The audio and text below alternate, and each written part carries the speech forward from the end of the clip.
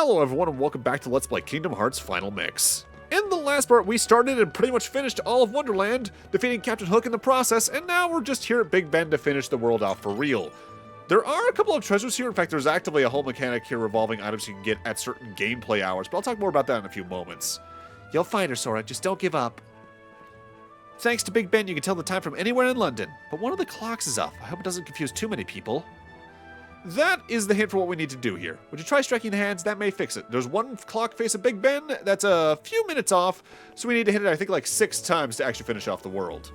With that said, while she's on screen, might as well note, Wendy's English VA is Catherine Beaumont, who also voiced Alice back in Wonderland as a world and in their original films. Her Japanese VA, on the other hand, is Yuriko Fuchizaki, who also played Kaori in Akira, Goslin in the Japanese dub of Darkwing Duck, Anthea and Utena, Cutman and Iceman in Supervention Rockman, Leorina in Klonoa 2, and is Sig Period in the Puyo Puyo series. There's an area where you can do something similar to this in Kingdom Hearts 2, but I don't know why. I've always just enjoyed flying around in circles in games, even if there's literally nothing else to do in places where you can do that. Outside of this case where there's the items and one specific thing later on. That's why I always enjoyed using the red star in Mario Galaxy.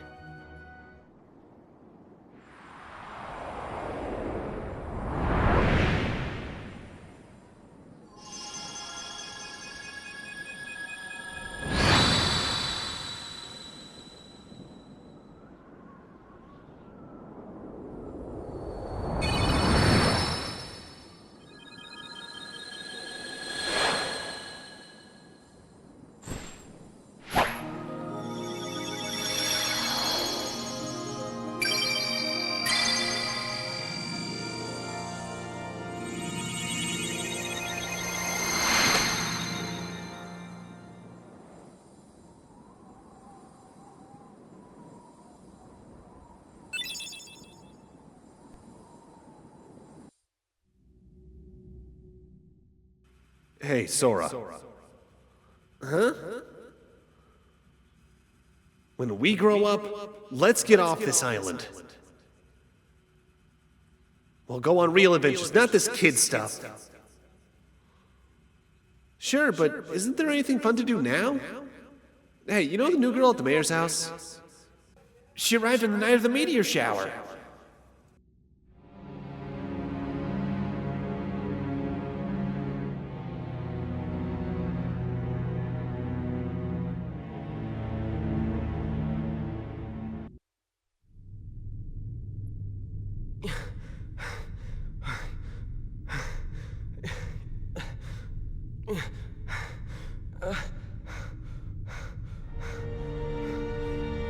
It was reckless to bring her here without at least using a vessel. Remember, relying too heavily on the dark powers could cost you your heart.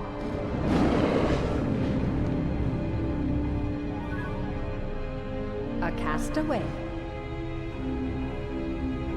Though his world perished, his heart did not. When we took the princess from his castle, he apparently followed her here through sheer force of will. But fear not. No harm will come to you. He is no match for your power. My power? Yes, the untapped power that lies within you. Now, child, it's time you awakened that power and realized your full potential.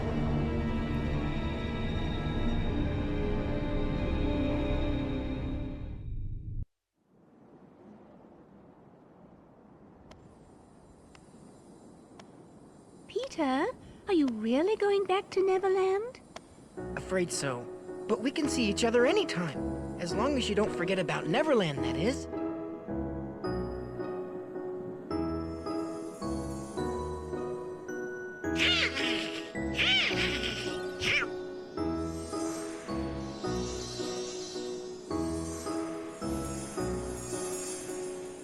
Oh boy, she's getting steamed again.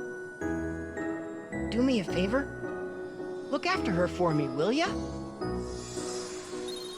What?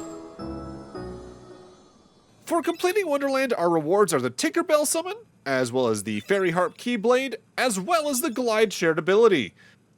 going over those in reverse order. The glide shirt ability allows you to hold circle after jumping to fly forward slowly, descending as you go. Good for reaching distant ledges or skipping over rooms you've been in before, but not exactly as powerful as proper flight is here in Wonderland, of course.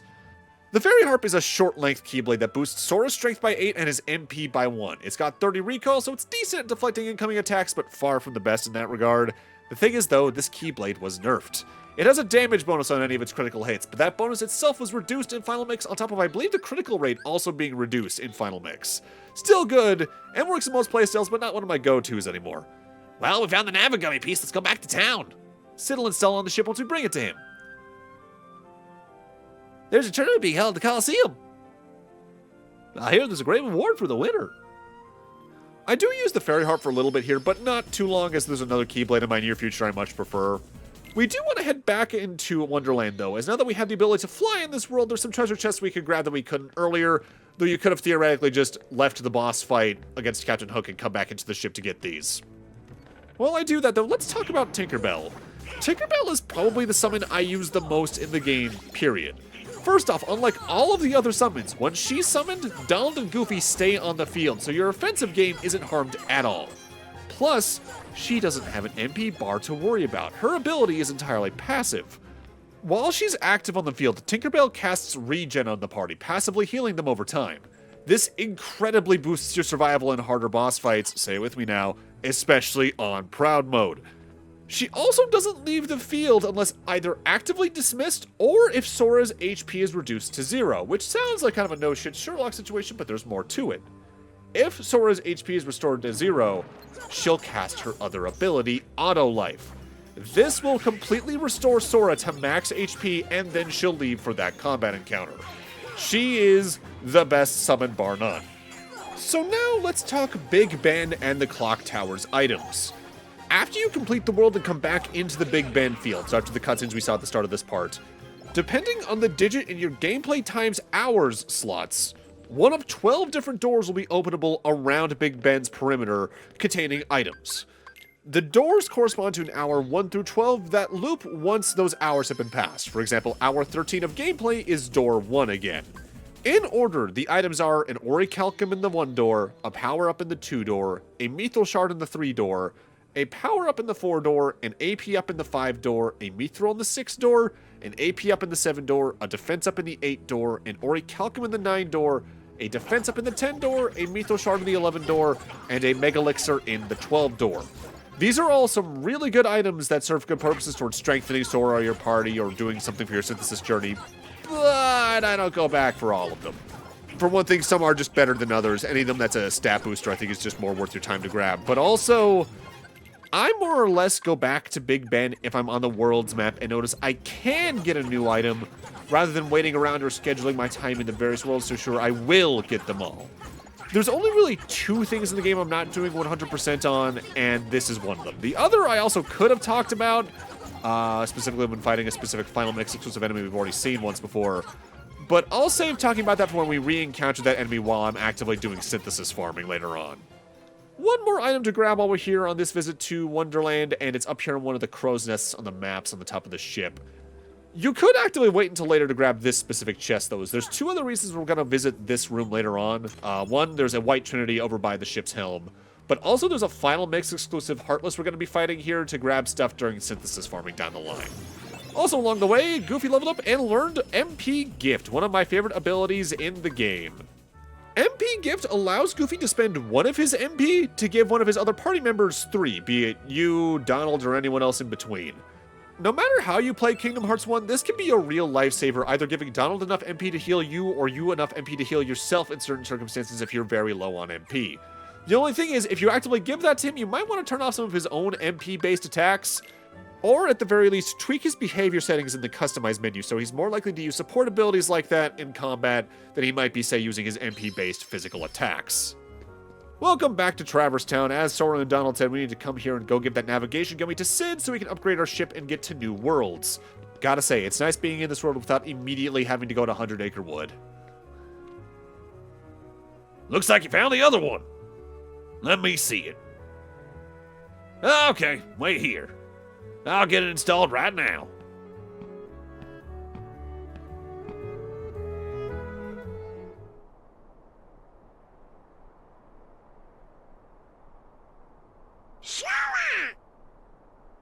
Now just remember what Donald said to you. No frowning, no sad faces. How can you be so cheerful? There's still no sign of your king. Aren't you worried? I'm worried. The king told us to go out and find the key bearer, and we found you, so as long as we stick together, it'll all work out okay. You just gotta believe in yourself, that's all. Just believe. I believe in you.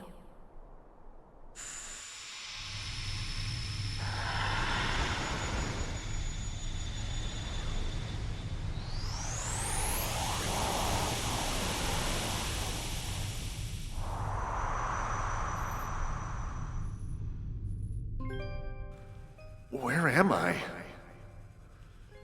Long ago, people lived in peace, bathed in the warmth of light. Everyone loved the light. Then people began to fight over it. They wanted to keep it for themselves, and darkness was born in their hearts. The darkness spread, swallowing the light in many people's hearts. It covered everything, and the world disappeared. But small fragments of light survived in the hearts of children. With those fragments of light, children rebuilt the lost world. It's the world we live in now. But the true light sleeps deep within the darkness. That's why the worlds are still scattered, divided from each other. But someday, a door to the innermost darkness will open, and the true light will return. So listen, child. Even in the deepest darkness, there will always be a light to guide you. Believe in the light, and the darkness will never defeat you. Your heart will shine with its power and push the darkness away. Do you understand, Kyrie? Kyrie?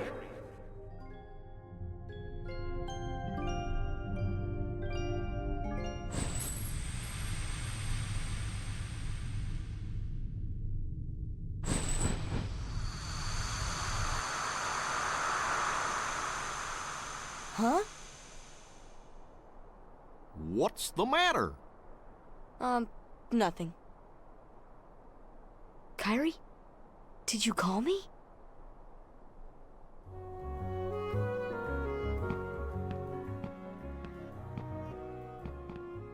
I installed that navigation gummy.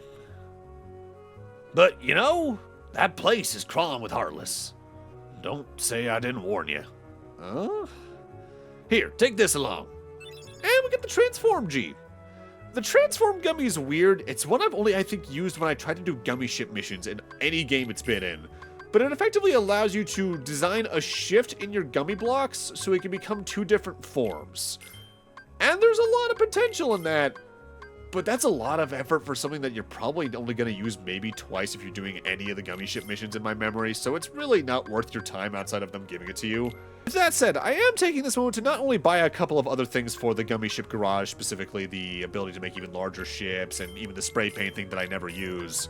And I'm also going to take a moment to completely redesign the Excalibur once again, so that it's effectively at its strongest phase we're going to use throughout the LP. I'm still unsure how I'm eventually going to handle the gummy ship mission stuff in Kingdom Hearts 2, should I even do that stuff, because I don't think it's required for much of Jiminy's journal. What I imagine I'll probably do at the very least is show customizing one ship towards endgame and then largely use the pre-built blueprints until then. If only because the pre-built blueprints in Kingdom Hearts 2 are probably the best they've been in the series at large. Mind you, I say that. I didn't really mess around too much with the gummy ship stuff in Kingdom Hearts 3 outside of what was required for it in the plat, which even then is probably the least gummy ship stuff required for a plat in the series. And it helps that its structure is just so different from any other game in the series where gummy ship missions actively exist. In any case, getting that navigation gummy from Sid allows us to access our next world, but we're going to do a little bit more before we go access it. In fact, Donald and Goofy are even about to directly talk about that once we get back to the world's map. Alright, let's head on to the new world. Hold on, Donald. We'll know what's out there. Why don't we revisit other worlds first? I'm sure we'll find some new items. Indeed we will. In fact, there's one specific world I want to head to specifically. I want to head back to Wonderland. Specifically, I want to head back here to the Lotus Forest. Now that we have the glide ability, there's actively a door and treasure chest in this room we can access that we couldn't prior, and you could have seen it for pretty much the entire game up to now. Specifically, if we get onto the lily pad in front of the door over here in this one corner that leads to the bizarre room, we can glide to the opposite side and get not only a chest that I believe contains an orichalcum, but also find a door that's going to lead us back to the Tea Party Garden. But in specific, a higher area of it that we couldn't access prior. Now that we have both high jump and glide, we can get the other 2 items in this area. Or actually, no, 3 items, I think. A gummy, I believe there's a synthesis material in here, as well as a trio of Dalmatian puppies once again. Worth noting, we're actively getting towards the end of the Dalmatian quest. I forget the exact numbers, but if you don't have all the Dalmatians by the end of the next world, you've missed somewhere in the worlds up to now, is I think the best way to put it. Next up, I want to head back to Deep Jungle, specifically up here at the treehouse area. You might recall there was actually a treasure chest we saw the moment we entered this world, technically, that we couldn't grab. It's in the boat that's hanging from the crane in the distance from the front door. Admittedly, I could have waited to grab some of these items until I was doing the synthesis farm down the line, but I figured it was better to do it now while it was in my memory, rather than waiting until later where I was more likely to forget it. As I talked about when we were actively in Deep Jungle at one point, talking about getting chests over in the cliffside area, I believe. Turns out, when you got ADHD like I do, it's easy to forget minor little steps like that. And I've done that several times over the years in my LPs. You just don't see too many of them because I usually edit them out, or edit around them in some cases. Next up in Halloween Town, there's several new items we can grab in Halloween Town Center. Specifically, you can jump on this platform here next to the doorway that leads to Finkelstein's lab, and then jump around this corner and glide to get up to here.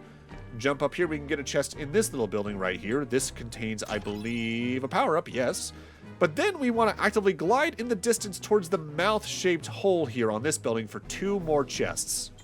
These contain, I believe, some Dalmatians as well as an elixir, but we're not done here yet even. I need to get back to the Spiral Hill room as there's now more items I can grab over in that area, or at least I can now open up a door in that area that leads to another area where I can get more items more actively. Now, if there's something I still don't quite understand about Halloween Town, and maybe there's something I've just missed about the game that people in the comments can enlighten me about, but you might recall when we were going through Oogie's Manor the first time, I didn't directly mention it, but there was a platform we needed to use fire on to make it rise up. And if you miss that platform, it just comes back down after the fire goes out. For one thing, I believe there was actively meant to be a mechanic where you can actually put that fire out with Blizzard that's just not used. But there's, I think, 1 or 2 here in Spiral Hill, as well as one in the room before where Oogie's Manor was, that you can use, but I don't think you can jump off of them into the surrounding areas, so I don't understand the purpose of them, unless I've just completely missed where I can jump with them. It's always felt weird. I guess maybe it's meant to be like a soft tutorial so you can figure out investigating them before you need to use them, but Welcome to this more scattered graveyard where there are several items for you waiting around the corners, and I always forget where at least one of them is because there's so many corners to look around in here. The various grave designs in this room does remind me, though. I've yet to LP a Devil May Cry game, of course, and I will at some point because I love most of those games. But a good part of me has always thought it'd be very funny if my first Devil May Cry LP was instead an LP of Oogie's Revenge, the Nightmare Before Christmas game that's an in-universe sequel to the film that plays as Devil May Cry for kids. I just always have thought that'd be very silly, and it would get a laugh out of me specifically, which is the main reason I'd do it. Also, if memory serves, I did mention that Spiral Hill itself was a pretty good place to get some leveling done if you wanted to while you were here for main story. But not for nothing, Halloween Town in general is just a really good place to get some levels at this point in the game, as there's just so many enemies in most of its rooms. But with that, I'm gonna need to end this off here. Thank you guys for watching, and in part 28, we're gonna grab, I think, at least a couple more items before moving on towards the next world. See you guys then.